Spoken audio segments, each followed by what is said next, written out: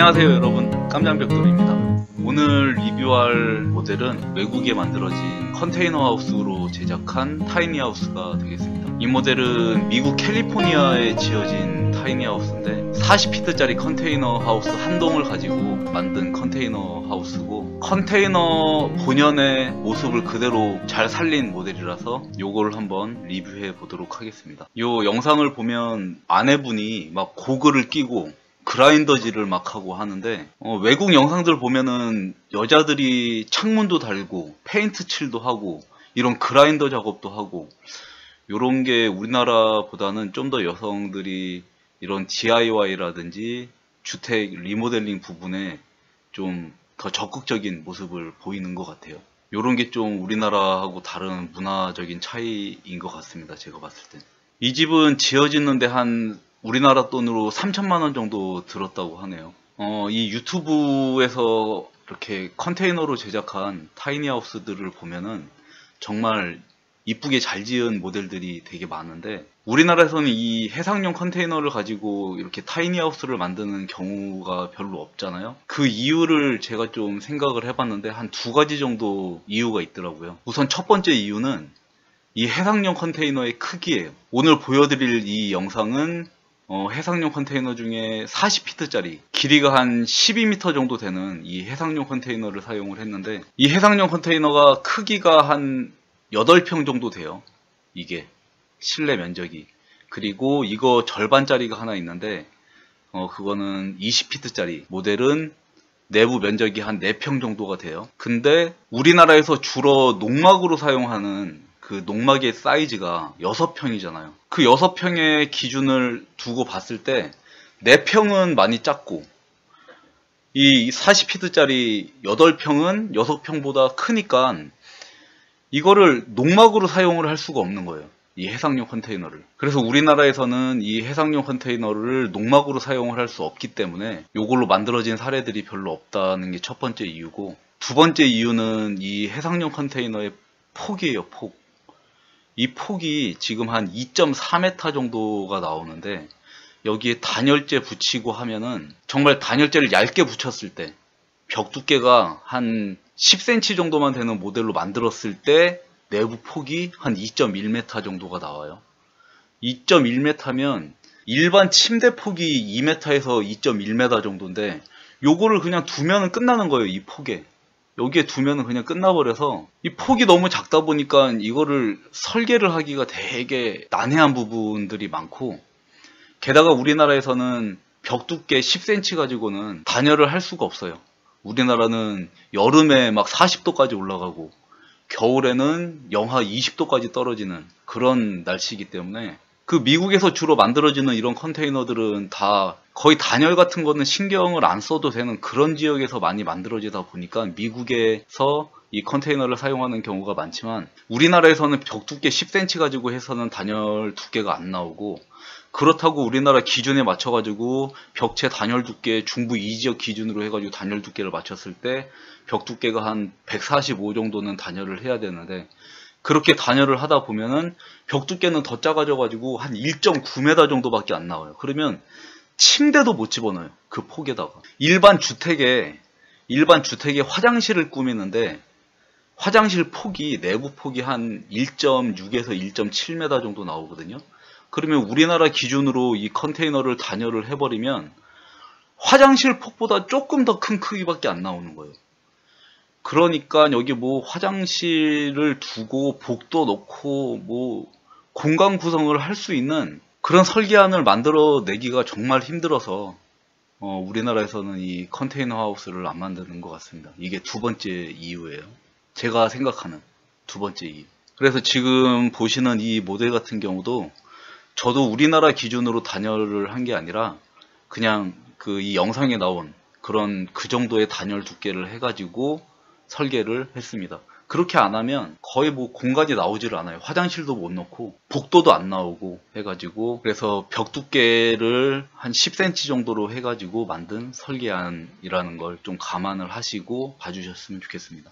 근데 지금 이 설계한 이 모델은 해상용 컨테이너 중에서도 하이큐브 가지고 설계를 했어요.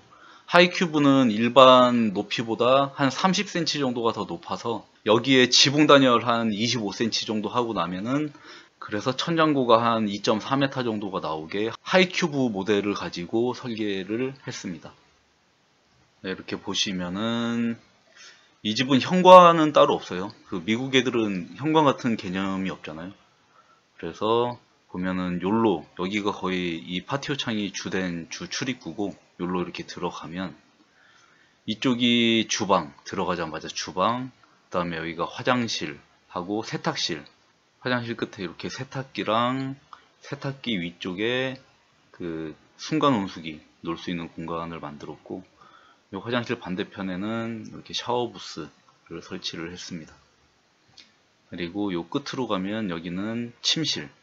침실에는 진짜 아까 말씀드린 대로 딱 침대 하나 간신히 들어가는 크기예요. 이렇게 벽 두께를 얇게 만들었어도 침대가 간신히 들어가는 폭이고, 여기에 장을 하나 설치를 했는데 이 장은 이렇게 여닫이 말고 슬라이딩용 장을 사용을 해야 되겠어요. 그리고 침대 윗부분에도 이렇게 수납함을 설치를 했고, 반대로 오면은 여기가 주방이고 여기가 이제 거실이 되겠습니다. 거의 이 해상용 컨테이너 가지고 설계를 한 그 타이니하우스를 보면은 다 이 구성이에요. 거실, 주방, 화장실, 침실, 이렇게 4개를 가지고 만들었는데, 근데 이 주택은 화장실이 조금은 특이해요. 그거는 좀 이따 보시면 아시겠는데, 저는 도저히 이 문화를 이해를 할 수가 없어가지고 얘네 화장실을 따라 할 수가 없어서 이렇게 화장실을 칸막이를 따로 만들었거든요.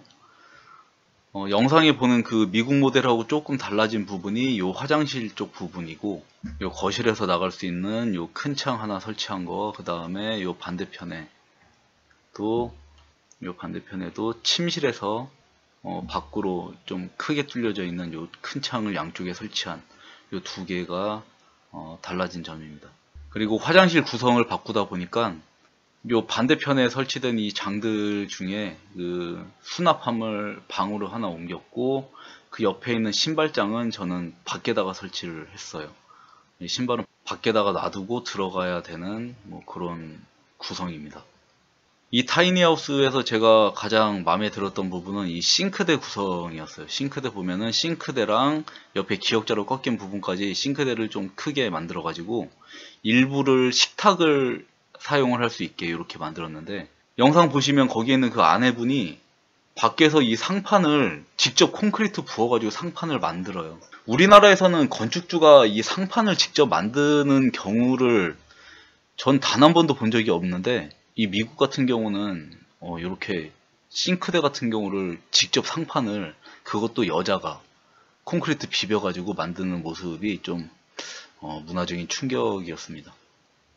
그리고 영상에서는 이쪽에다가 그 모니터 암 같은 거 설치해가지고 TV를 여기다가 달아놨었는데, 저는 거기다 TV를 안 달고 요 거실 전면에다가 좀 큰 TV를 이렇게 설치를 했어요. 한 2.1m 정도 되는 폭이면 한 45인치 정도 TV 앞에다 놔뒀을 때 화면이 좀 크게 보여서 영화 같은 것도 좀 실감나게 볼 수 있을 것 같고, 그 영상에서 보이는 그 가구들은 다 이케아에서 샀다고 하는데, 정말 이케아는 대단한 회사인 것 같아요. 건축주들 중에서도 자기가 직접 이케아에서 싱크대 사가지고 제작을 하시는 경우들을 봤는데 쉽지는 않다고 하시더라고요. 꽤 복잡해서 좀 손재주가 없으면 만들기가 되게 쉽지가 않은 것 같아서 저는 못 만들 것 같습니다. 이 영상을 보면은 화장실 구성에서 저는 홀딱 깼는데, 뭐 보시면은 샤워 부스야. 이렇게 뭐 부스 유리로 되어 있지만 여기에 뭐 안 보이게 필름을 붙여가지고 사용을 할 수 있다고 쳐도 그 옆에 있는 좌변기가 그냥 외부에 오픈이 되어 있어요. 전 도저히 그런 화장실에 앉아서는 볼일을 볼 수가 없어서 이렇게 공간을 따로 화장실 공간 구분을 해놨는데, 변기를 거기다 그렇게 두는 건 전 이해를 할 수가 없더라고요.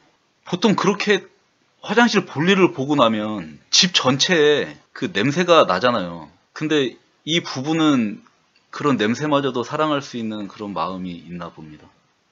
저는 그래서 화장실 공간 따로 설치하고 그 안에 이렇게 세탁기도 둘 수 있는 공간을 따로 만들었고, 그래서 이렇게 복도가 만들어지고 이 복도를 따라 들어가서 침실이 따로 있는 그런 식으로 구성을 바꿔보았습니다. 그리고 이 집에서 가장 멋진 부분은 이 데크예요, 데크. 이 데크를 보면은 여기에 설치한 뭐 의자라든지 식탁이라든지 바베큐 그 기구, 조리 기구, 그리고 데크랑 어닝, 이게 우리나라에서도 충분히 이렇게 따라할 수 있는 그런 고급진 데크 구성이고, 특히 여기 보면 이 데크 상판, 이 데크 상판을 만든 걸 보면 두께 30mm짜리 데크를 깐 것 같아요. 우리나라는 대부분 방부목 데크 사용하면 거의 20mm도 안 되는 제품들도 많이 사용하고, 두꺼워 봐야 20에서 25mm인데 여기는 두꺼운 한 30mm 정도 되는 그런 상판으로 데크를 시공을 했고, 앉아가지고 보이는 이 조망, 이 조망도 되게 이국적이죠. 미국이니까 당연히 이국적이겠지.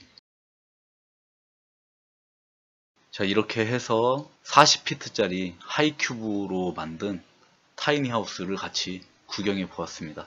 이 해상용 컨테이너를 우리나라 규정에 맞춰가지고 벽 두께를 집어넣어서 설계를 하면 도저히 설계가 안 나와서, 그 점이 좀 설계쟁이로서는 좀 많이 아쉬운 부분인 것 같아요. 그래서 우리나라에서도 이렇게 잘 안 만들어지는 것 같고, 저는 다음 시간에 또 다른 멋진 작품으로 또 찾아뵙도록 하겠습니다. 시청해주셔서 감사합니다.